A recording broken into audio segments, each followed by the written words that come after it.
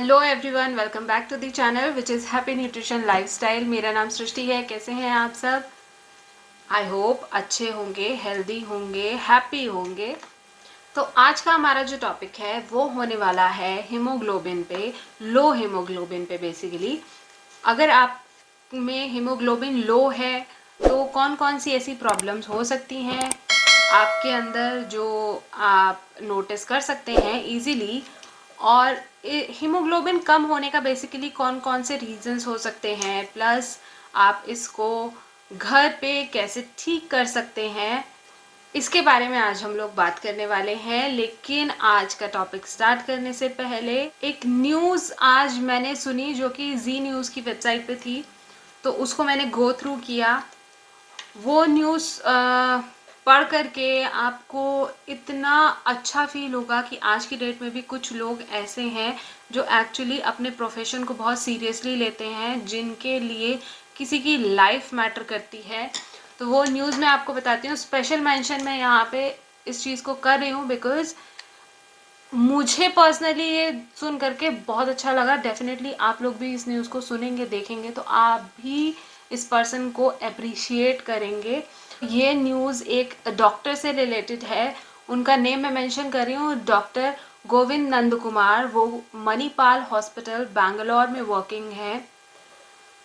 उनको एक सर्जरी के लिए जाना था तो बैंगलोर में, क्योंकि हैवी रेन के कारण हमारे दिल्ली इंडिया में आए दिन हर जगह पे किसी ना किसी रीज़न से कभी पानी आपका जम गया है तो ट्रैफिक रहता है। तो उस ट्रैफिक में वो सिर्फ और सिर्फ क्योंकि उनकी एक सर्जरी शेड्यूल थी, उसके लिए 45 मिनट रन करके वो टाइम पे हॉस्पिटल पहुंचे हैं। तो ये बहुत ही कमेंडेबल चीज़ है जो उन्होंने की है।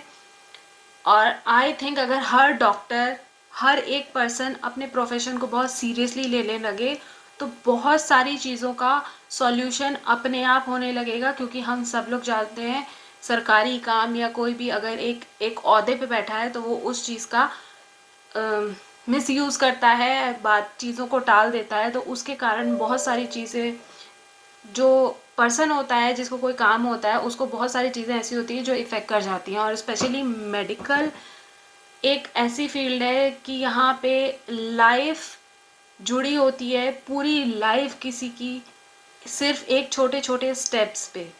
सो big applause for doctor Govind Nand Kumar ji के लिए। अब हम लोग अपना टॉपिक स्टार्ट करते हैं आज का वीडियो का, जो कि है लो हीमोग्लोबिन।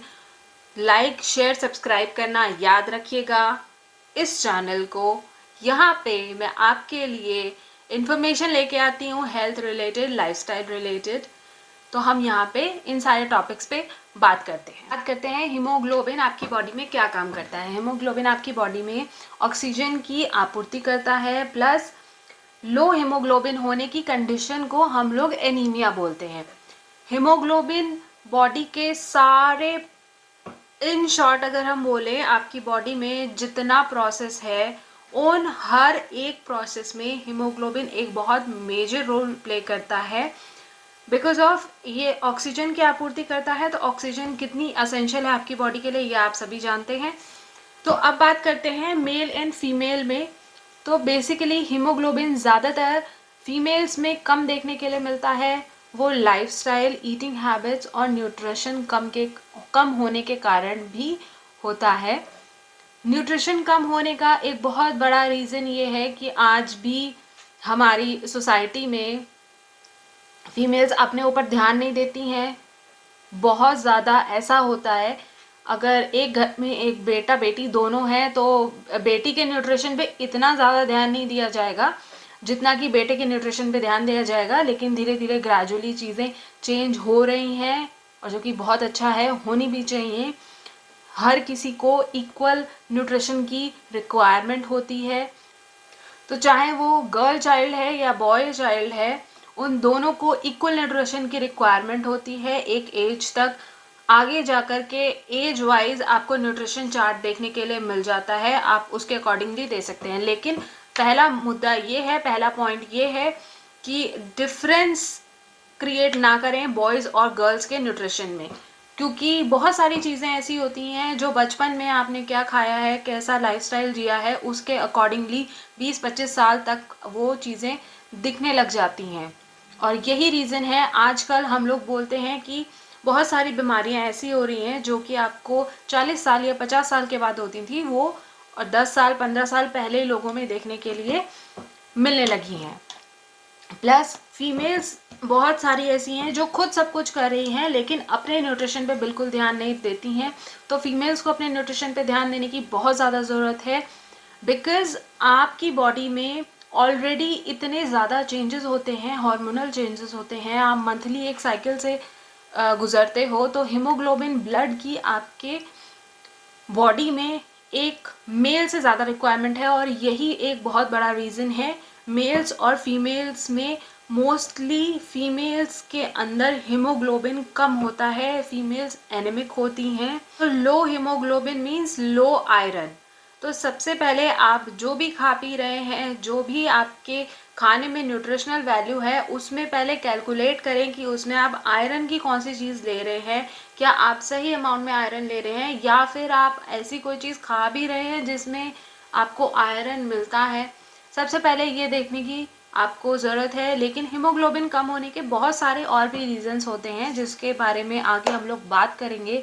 लेकिन सबसे पहला और छोटा रीज़न जो होता है वो मैंने यहाँ पर आपके लिए मेंशन किया है। अब लो हीमोग्लोबिन से आपने देखा होगा, सिर्फ और सिर्फ मोस्टली आपने वैसे देखा होगा, लोग चिड़चिड़े हो जाते हैं, किसी को भूख कम लगती है, किसी को भूख ज़्यादा लगती है।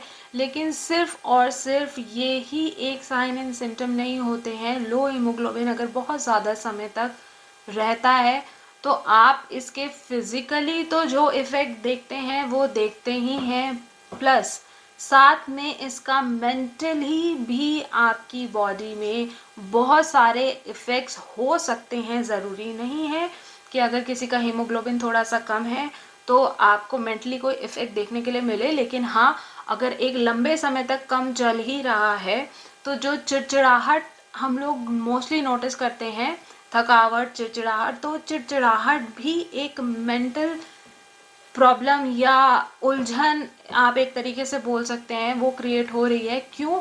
क्योंकि हीमोग्लोबिन कम है तो ऑक्सीजन की आपूर्ति भी ठीक से आपकी बॉडी में नहीं हो पा रही है, तो वो आपकी बॉडी के हर पार्ट में जाके किसी न किसी तरीके की हिंड्रेंस पैदा कर सकता है। क्यों? क्योंकि आपकी बॉडी में ऑक्सीजन भी कहीं ना कहीं पे लैक होनी स्टार्ट हो जाती है because of low haemoglobin, low iron. Haemoglobin से और कौन कौन सी प्रॉब्लम्स हो सकती हैं?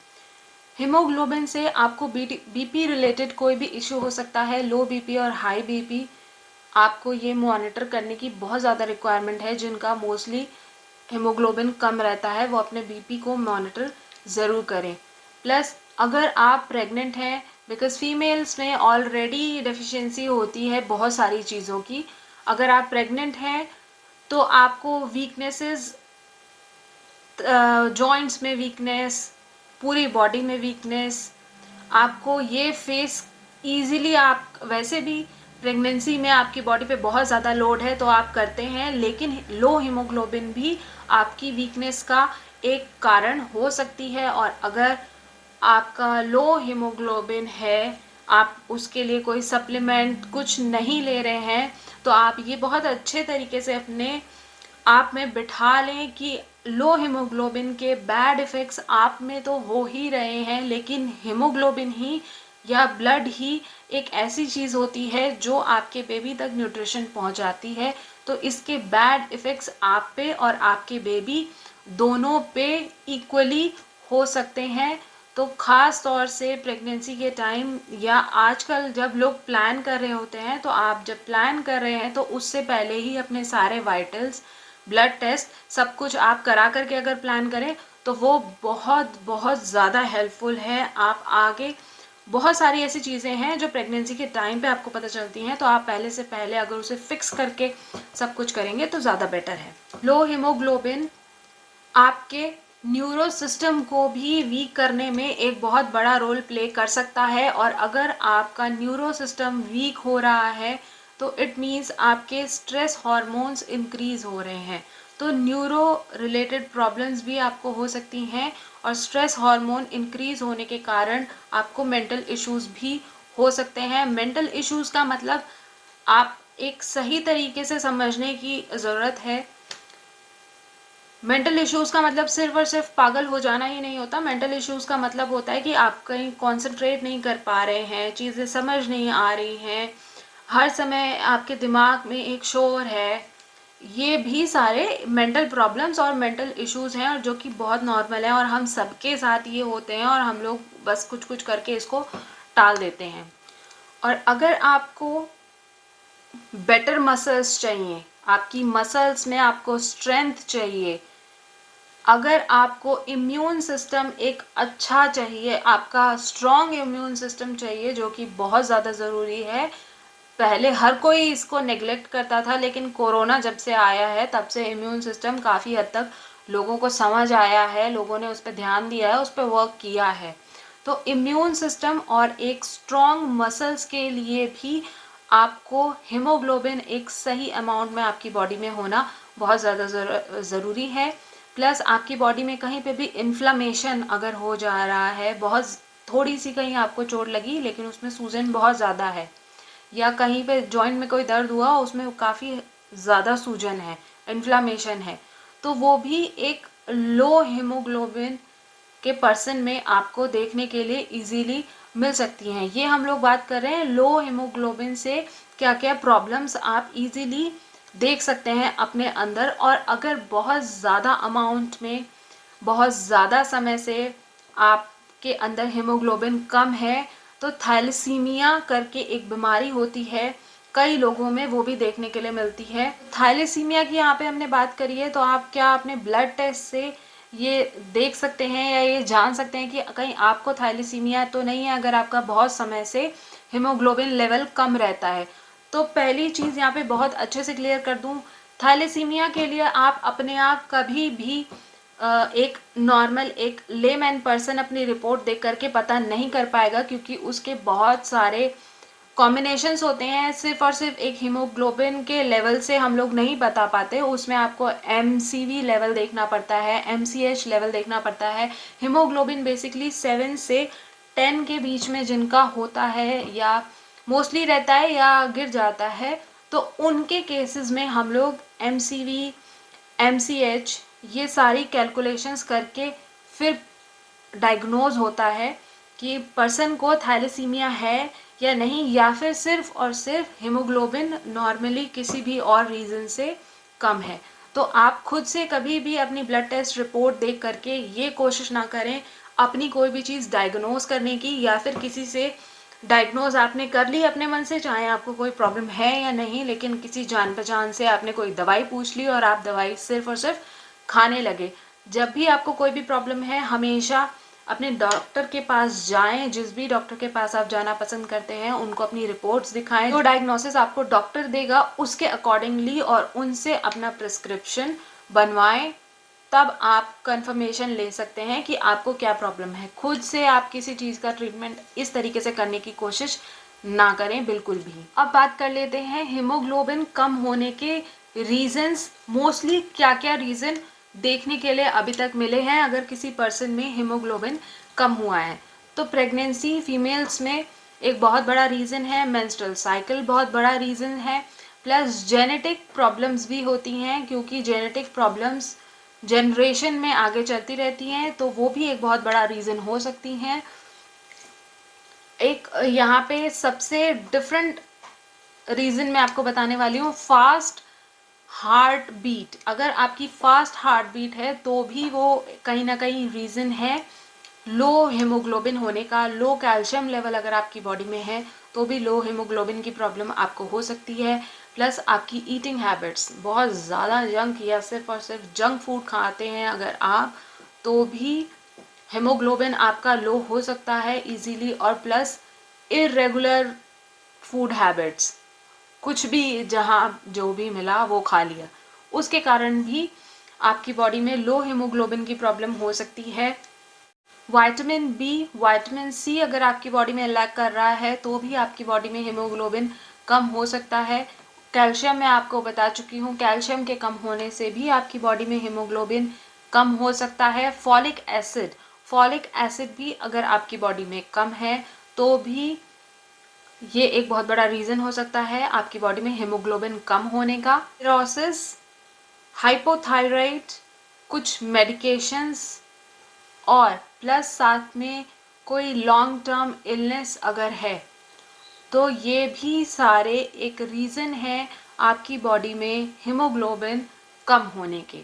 तो अब बात करते हैं आप इसको ऐसी कौन कौन सी चीज़ें हैं जिसको खा करके सही करने की कोशिश कर सकते हैं, या फिर अगर आपका अभी थोड़े टाइम समय पहले आपकी रिपोर्ट आई है जिसमें हीमोग्लोबिन कम आया है तो आप ये सारी चीज़ें ऐड कर सकते हैं और काफ़ी हद तक आपका हीमोग्लोबिन इम्प्रूव हो जाएगा। एक मैंने वीडियो बनाई थी रेजन्स पे, आप रेजन्स जा कर के देख सकते हैं। उसमें जाकर के मैंने पूरा प्रोसेस बताया है किस तरीके से आपको रेजन्स लेने हैं। रेजन्स बहुत हेल्पफुल होते हैं आपके हीमोग्लोबिन को नेचुरली और बहुत लॉन्ग टर्म के लिए इंक्रीज करने के लिए। वो वीडियो चेक करें, उस प्रोसेस को आप फॉलो कर सकते हैं। प्लस यहाँ पे पिस्ताशियोज़ मैं आपको बता रही हूँ, पिस्ताशियोज़ आप ऐड कर सकते हैं अपनी डाइट में। पिस्ताशियो एक बहुत अच्छा सोर्स है हीमोग्लोबिन को इंक्रीज़ करने का। कुछ लोग ऐसा बोलते हैं, ये प्रूवन नहीं है कहीं से कहीं तक, कि टमाटो अगर आप खा रहे हैं कच्चा टमाटर तो वो हीमोग्लोबिन को इंक्रीज़ करेगा। अगर आप वो लेना स्टार्ट भी कर देते हैं तो उसके साथ हमेशा एक कॉज जुड़ा रहता है कि टमाटर के बीज जो कि स्टोन कॉज करने का बहुत बड़ा रीज़न बोल सकते हैं या रिस्पॉन्सिबल हैं स्टोन कॉज करने के लिए, तो उसको बहुत लॉन्ग टर्म के लिए खाना अवॉइड ही करें। प्लस साथ में आंवला अगर आप फ्रेश आंवला खा रहे हैं या फिर आंवला पाउडर खा रहे हैं या फिर आंवला कैंडी खा रहे हैं तो आप आंवला किसी भी तरीके से अपनी डाइट में ऐड कर सकते हैं। बीट रूट, चुकंदर, आप बीट रूट को किसी भी तरीके से अपनी डाइट में ऐड करें। आप उसे सैलेड के तरीके से भी खा सकते हैं। अगर सूप पीते हैं तो सूप में बीट रूट ऐड कर सकते हैं। रोटी खाते हैं तो जब आटा गूंथते हैं आप बीट रूट उसको पीस करके मिक्सी में चला करके जस्ट उससे आटा गूंथ लें। वो बहुत अच्छा सोर्स है आपका हीमोग्लोबिन को इंक्रीज़ करने के लिए। प्लस अंजीर ड्राई फ्रूट है, थोड़ी मीठी होती है। आप अगर चाहें तो उसे भिगो करके रात को भिगो के सुबह उसे खा सकते हैं। अगर भिगोना नहीं चाहते हैं या डायबिटीज़ की कोई प्रॉब्लम नहीं है, ये जितनी भी चीज़ें मैं बता रही हूँ मैं उनके लिए बता रही हूँ जिनका शुगर लेवल, डायबिटीज़ लेवल एकदम नॉर्मल रहता है। अगर आपका शुगर हाई रहता है तो जितनी भी इसमें मीठी चीज़ें हैं जैसे कि बीट रूट भी आपको उसमें थोड़ा सा अवॉइड करना पड़ेगा। बीट रूट और प्लस साथ में अंजीर, आप इन सब चीज़ों को थोड़ा या तो अवॉइड करें या फिर ऑल्टरनेट यूज़ करें और कम अमाउंट में यूज़ करें। लेमन बहुत अच्छा सोर्स है हीमोग्लोबिन को इंक्रीज़ करने का। स्पिनच आयरन का बहुत अच्छा सोर्स है, इसलिए आप यहाँ पे उसे ऐड कर सकते हैं बिकॉज़ वो आयरन का अच्छा सोर्स है और हीमोग्लोबिन को भी इंक्रीज़ करेगा। जो लोग एग्स खाते हैं वो एग वाइट ऐड कर सकते हैं अपनी डाइट में, और एग योक भी यूज़ कर सकते हैं, लेकिन एग योक में फ़ैट परसेंटेज ज़्यादा है। तो अगर किसी को कोलेस्ट्रॉल की प्रॉब्लम है या वेट लॉस पे हैं तो आप एग योक हटा दें, एग योक को यूज़ ना करें, सिर्फ और सिर्फ वाइट एग यूज़ करें। बनाना, फॉलिक एसिड इसमें बहुत अच्छे अमाउंट में होता है तो आप बनाना यूज़ कर सकते हैं हीमोग्लोबिन को इंक्रीज़ करने के लिए। रेजन्स का मैं आपको बता चुकी हूँ, वो वीडियो जाकर के आप चेक कर लें, उसमें पूरा प्रोसेस बताया है। वो सिर्फ और सिर्फ रेजन्स पे ही एक वीडियो है। प्लस साथ में तुलसी अगर आप पाउडर यूज़ करना चाहते हैं, घर में इजीली होती है, उसका पत्तियों को सुखा करके आप अपने आप पाउडर बनाएं, या फिर अगर आप ग्रीन लीफ खा सकते हैं तुलसी की तो तुलसी खाएं, और तुलसी को खा करके उसके आधे घंटे तक कुछ ना खाएं। बस इतना ध्यान रखने की आपको इसमें ज़रूरत है। गुड़ और पीनट, आप लोगों ने गुड़ और चना सुना होगा, लेकिन गुड़ और पीनट हीमोग्लोबिन को बहुत जल्दी 15 से 20 दिन में इंक्रीज़ करने के केपेबल है आप अगर इसको यूज़ करते हैं। लेकिन ये वही लोग यूज़ करेंगे जिनका शुगर लेवल बिल्कुल नॉर्मल रहता है। डायबिटीज़ के पेशेंट इसको यूज़ नहीं करेंगे। बहुत ज़्यादा अमाउंट में आप पीनट यूज़ करना चाहते हैं, थोड़ी पीनट और थोड़ा गुड़ यूज़ कर सकते हैं। ब्रोकली, तिल, ब्रोकली आप किसी भी तरीके से ऐड कर सकते हैं, जिस भी तरीके से आपको खानी है, सैलड के तरीके से खानी है सैलड के तरीके से ऐड कीजिए, सूप के तरीके से चाहिए तो आप सूप के तरीके से ऐड कर सकते हैं। जो लोग फ़िश खाते हैं वो लोग साल्मन फ़िश खा सकते हैं। तिल मैंने आपको बताया अभी, तिल आप यूज़ कर सकते हैं। अब यहाँ पे क्वेश्चन आता है कि कौन सा तिल, वाइट वाला तिल यूज़ करेंगे या ब्लैक वाला तिल यूज़ करेंगे।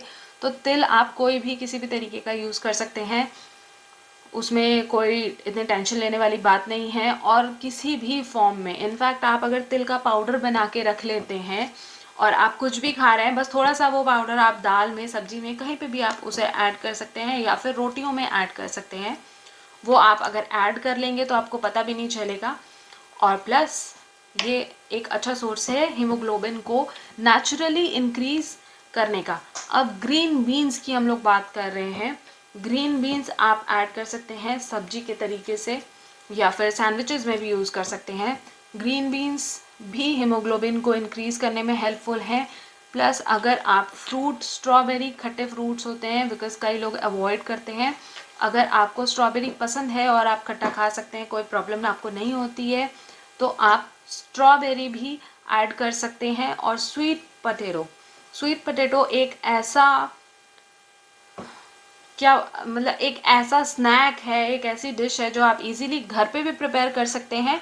प्लस अगर आप वर्किंग हैं या किसी फील्ड जॉब में हैं तो स्वीट पोटैटो स्पेशली इंडिया में आपको हर जगह कहीं ना कहीं बहुत ही कम रेट में बहुत ही इजीली मिल जाएगा। तो स्वीट पोटैटो आप ऐड कर सकते हैं और उसी के साथ आप उसमें लेमन ऐड करके खा सकते हैं। So that's it for this video. If you like this video, hit the like button. If you have any question, please comment below.